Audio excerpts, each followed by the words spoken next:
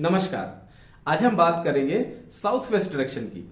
South west direction हमें जीवन में क्या देता है, इसके एट्रीब्यूट्स क्या हैं, कौन कौन सी एक्टिविटीज जो है वो साउथ वेस्ट में होनी चाहिए और कौन कौन सी एक्टिविटीज जो है वो अलाउड नहीं है, इस पे बात करेंगे।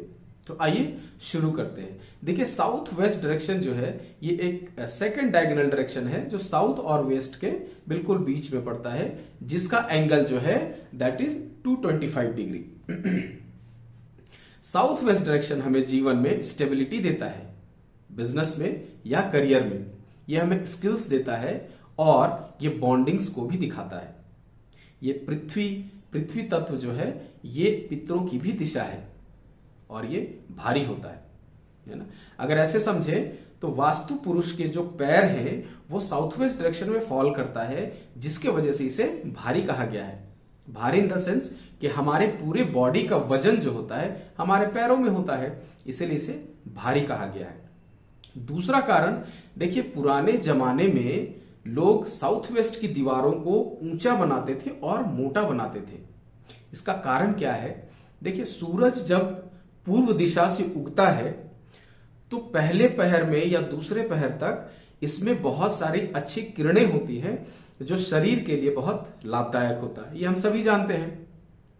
नाउ दो पहर के बाद तीसरा पहर जब चढ़ता है तो सूरज साउथ वेस्ट डायरेक्शन से होता हुआ वेस्ट में जाके डूबता है और उस समय सूरज में जो अच्छी किरणें मतलब लाभदायक किरणें होती थी उसके जगह पर अब नुकसानदायक किरणें आ जाती हैं, जिसमें नेगेटिव एनर्जीज होती है। आप दोपहर 3 बजे के बाद आप धूप में बैठेंगे तो आपका स्किन बर्न की जो समस्या है वो सेकंड हाफ से शुरू हो जाती है और उसमें नेगेटिव ऊर्जाएं भी होती हैं।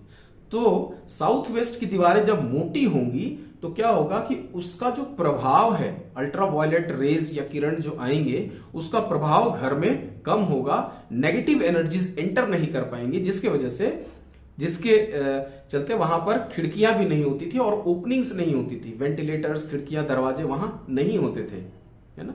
दूसरा कारण क्या है? नॉर्थ ईस्ट डायरेक्शन जो जस्ट ऑपोजिट डायरेक्शन में जो अच्छी एनर्जीज क्रिएट होती हैं वो जाके वहां ब्लॉक हो जाए, सो दैट कि अच्छी एनर्जीज घर से बाहर न जा पाए और बैड एनर्जीज घर के अंदर ना आ पाए। तो यही कारण है कि साउथ वेस्ट को मोटा रखा जाता था। और साउथ वेस्ट डायरेक्शन जो है उसमें 2 देव लाई करते हैं, एक मृग और एक पितृ मैंने बता दिया।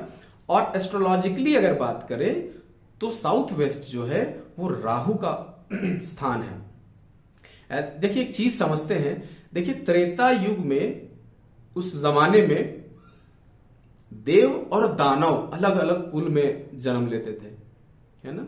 जैसे राम भगवान थे, उनका कुल था, रावण का अलग कुल था, राक्षस कुछ जमीन के अंदर रहते थे, सूरसा पानी में रहती थी, मतलब कुल अलग होता था उनका, है ना, जिसमें युद्ध हुआ करते थे। उसके बाद त्रेता युग महाभारत में जब हम देखते हैं कि एक ही कुल में देव और दानव जैसे प्रकृति के लोग का जन्म हुआ। जैसे पांडव देव प्रकृति के थे और कौरव जो थे वो दानव प्रकृति के थे। नौ आज की अगर बात करें, कलयुग की बात करें, तो एक ही मनुष्य के अंदर देवता भी है और दानव भी है, और वो कहां पर है? हमारे मस्तिष्क में। नौ जीतेगा कौन? ये डिपेंड करता है कि मनुष्य जीवन में प्रगति करेगा या नीचे की ओर गिरेगा। तो इसका जो राहु है यानी हमारा सर है उसको गवर्न करता है south west direction. South west direction, south west direction यानी कि राहु, इसमें 5 ज्ञान इंद्रियां हैं। जितने भी हम समाज, सोसाइटी या दुनिया से इनपुट्स लेते हैं वो सिर के थ्रू लेते हैं। जैसे टच, फील करते हैं, नाक है सूंघने के लिए, है ना, आंखें हैं, कान हैं, ये सारी ज्ञान इंद्रियां सिर पे हैं। तो अगर साउथ वेस्ट हमारा बैलेंस्ड है तो जीत किसकी होगी?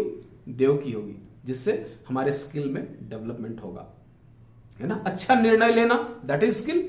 अगर हम कोई दुविधा में है और एक अच्छा आदमी जो है वो अच्छे निर्णय लेगा, सही निर्णय, और जिसको जीवन में जो गलत निर्णय लेगा वो नीचे की ओर जाएगा। तो this is all about south west direction. अब आइए समझते हैं कौन कौन सी एक्टिविटी साउथ वेस्ट में होनी चाहिए और कौन सी नहीं।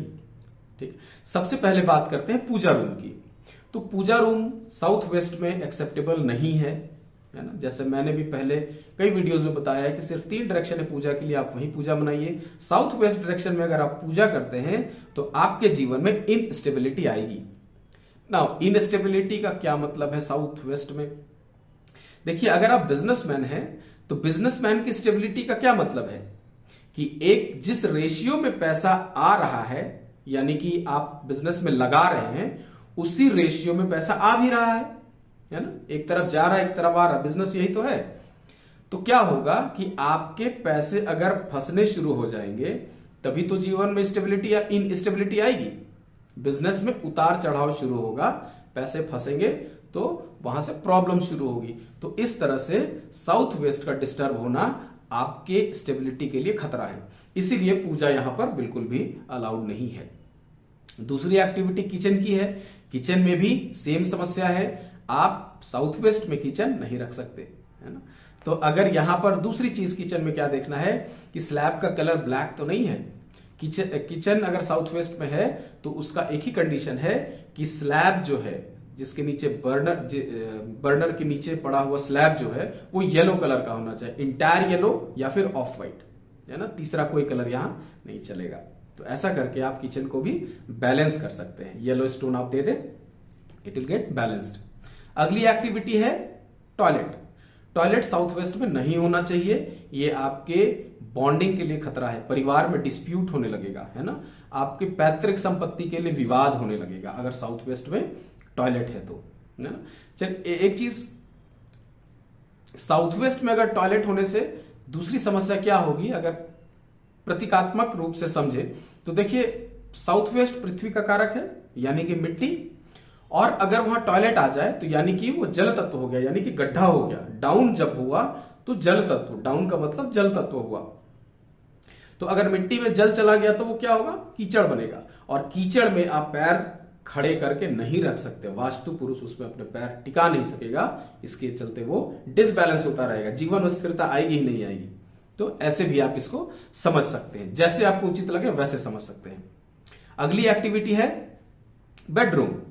देखिए, इसमें एक कॉन्ट्राडिक्शन है।